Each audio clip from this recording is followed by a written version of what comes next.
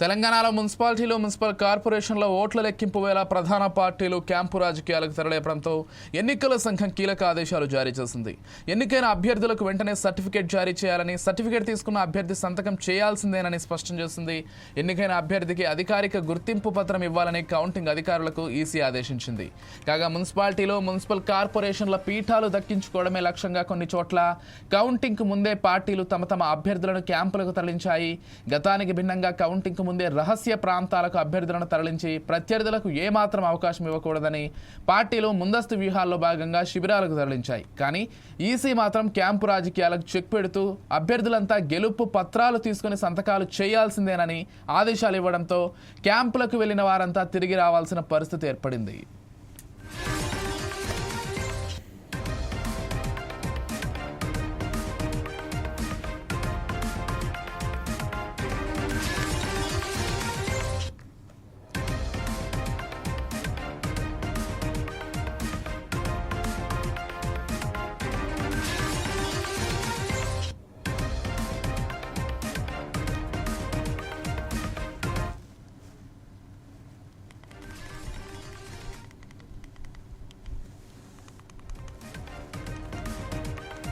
తెలంగాణలో మున్సిపల్ కార్పొరేషన్ల ఓట్ల లెక్కింపు వేళ ప్రధాన పార్టీలు క్యాంపు రాజకీయాలకు తెరలేపడంతో ఎన్నికల సంఘం కీలక ఆదేశాలు జారీ చేసింది.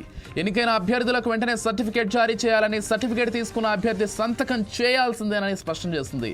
ఎన్నికైన అభ్యర్థికి అధికారిక గుర్తింపు పత్రం ఇవ్వాలని కౌంటింగ్ అధికారులకు ఈసీ ఆదేశించింది.